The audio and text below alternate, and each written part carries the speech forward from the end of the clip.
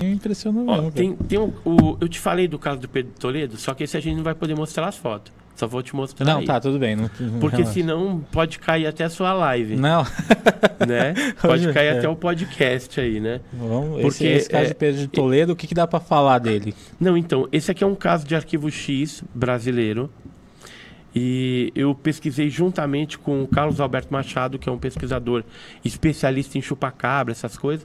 E ele gosta de casos também envolvendo mutilações não só de animais, mas de humanos, e também mortes estranhas por OVNIs envolvendo humanos. E esse foi um caso que aconteceu em Pedro de Toledo.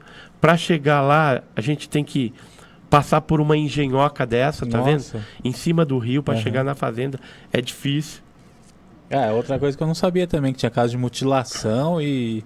Eu também não sabia. Tem, Agora tem. já estão E abrindo... esse aqui é o proprietário da fazenda lá, que nós entrevistamos. O que aconteceu? No dia 16 de fevereiro de 1994, em Mongaguá, no bairro de Agenor de Campos, alguns moradores ali viram OVNIs, que depois se deslocaram em direção a Pedro de Toledo. Durante o sobrevoo desses OVNIs em Agenor de Campos, ali em Mongaguá, esses moradores resolveram ligar para a terceira companhia de polícia militar de Mongaguá para informar que tinha um negócio ali estranho.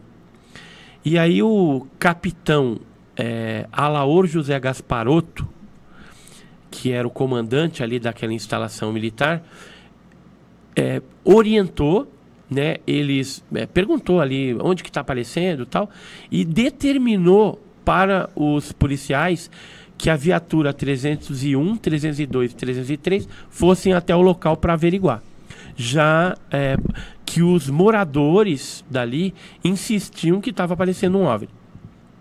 Pois bem, aí ele mandou essas viaturas viram um OVNI, detectaram. Isso foi publicado num telex, que é esse telex da polícia, que inclusive ele me cedeu. Uhum. Isso aqui pode mostrar. Pode. É o telex original da Polícia Militar. Ele arrancou da pasta policial e me deu. Caramba.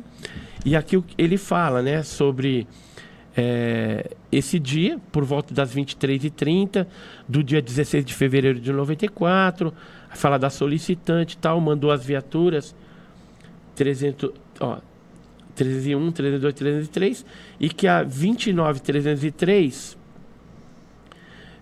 chegou até o local e o objeto já não se encontrava mais.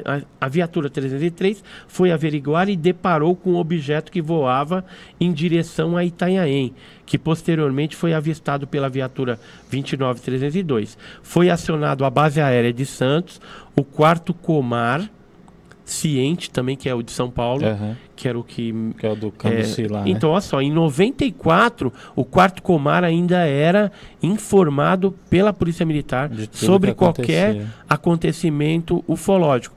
Embora eles dizem que só estudaram isso até 74. Caramba. 20 anos depois, eles estão sendo cientificados do fenômeno, ou seja, continuou pesquisando. A ideia é ter coisa Só pra que, caramba. só que fala que não, né? E aí,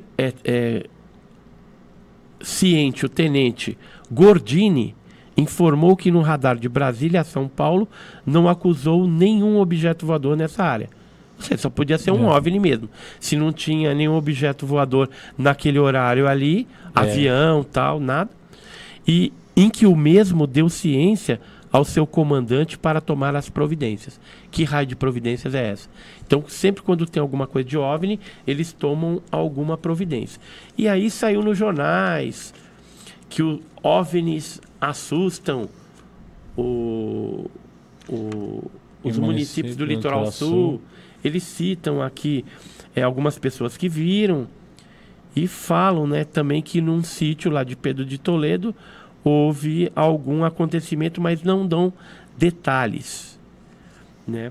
E aí, posteriormente, a gente ficou sabendo desse caso através de um perito criminal que esteve lá investigando o caso, e fomos conversar, então, com o proprietário. O proprietário ele nos levou até o local, dentro da casa do capataz que morreu, que era o José Marlone. E esse capataz, ele estava morto e trancado dentro de casa.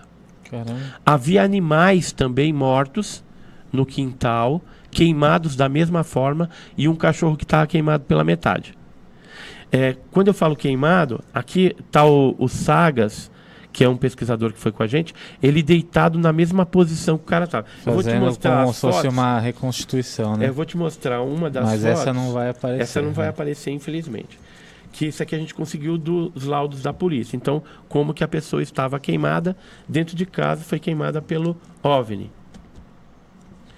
E o cabelo, inclusive, caiu da cabeça, né? Foi uma queimadura muito louca. E o pé dela ficou que nem uma borracha preta. Né, o pé a gente pode até mostrar que não tem só um spoilerzinho. Aqui, o pé dele, né? Como que ele ficou preto, totalmente queimado.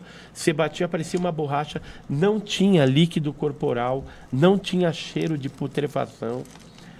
Todas as análises que foram feitas no corpo deram... A gente tem aqui os documentos da polícia, né? Da época. Todo esse dossiê aqui. Caramba! E aí, documento policial. E aqui eles falam no documento que a causa-mortes é indeterminada, que nessa parte aqui, ó, laudo de exame de corpo de delito, exame necroscópico. Então, aí tem lá as perguntinhas, né? Houve morte? Aí sim. Qual a causa? Indeterminado. Qual a natureza do agente, o instrumento ou meio que produziu a morte? Indeterminado também. Qual a natureza do agente? Foi produzida por meio de veneno, fogo, explosivo tal? Também indeterminado. Ou desconhecido. Ou seja, não se chegou a uma conclusão. E aí a gente ficou sabendo, posteriormente... Isso aqui tem uma fichinha aqui também que falavam que ele tinha sido enterrado no cemitério de Pedro de Toledo. E essa aqui, ó, a fichinha lá do cemitério. Uhum. A campa que ele foi enterrado não existe. Caramba. Ou seja, ele não foi enterrado. O proprietário da fazenda chegou a falar pra gente que os militares comentaram que iam levar o corpo dele para a Unicamp, que é a nossa área 51 biológica, onde geralmente se levam casos estranhos, assim, né? Até o de Varginha também. Também foi para a Unicamp. Lá, né? Também foi para a Unicamp. Então, esse proprietário aqui falou para a gente que tinha sido levado para lá. Pois bem, se não estava enterrado no cemitério da cidade e tinha sido levado para a Unicamp, porque a gente não achou a campa, não existia, eu tive uma ideia. Vamos pegar pelo menos o atestado de óbito. Que, sei lá, de repente tem alguma coisa ali, né, falando. Fui no cartório de Pedro de Toledo, nesse cartório aqui, ó, Registro Civil das Pessoas Naturais e Tabelionato de Notas, município de Pedro de Toledo, e pedi o atestado de óbito. Sabe o que eles me falaram? Não tem atestado de óbito. Você já viu uma pessoa morrer e não ter atestado de óbito? Morrer sem enterrado. Sem enterrado. Tem as fotos do cara morto. Tem todos os BOs aqui falando, inclusive dos animais que foram encontrados. Isso aqui são depoimentos de testemunhas que falaram dos animais que tinham lá na região queimados também. E aí, o que falava nesse documento? No atestado de óbito? Nada, porque não tinha. Aí eu falei pro cara, me faz então uma certidão negativa. E aí, certidão negativa datada de 2002, que foi quando a gente esteve lá e pedimos isso, falava que não existe atestado de óbito em nome de José Marlone, falecido em fevereiro de 94. Não é estranho? Então, arquivo X, onde sumiram com o corpo, com as evidências, acobertaram um monte de coisa. Caramba, esse é cavernoso.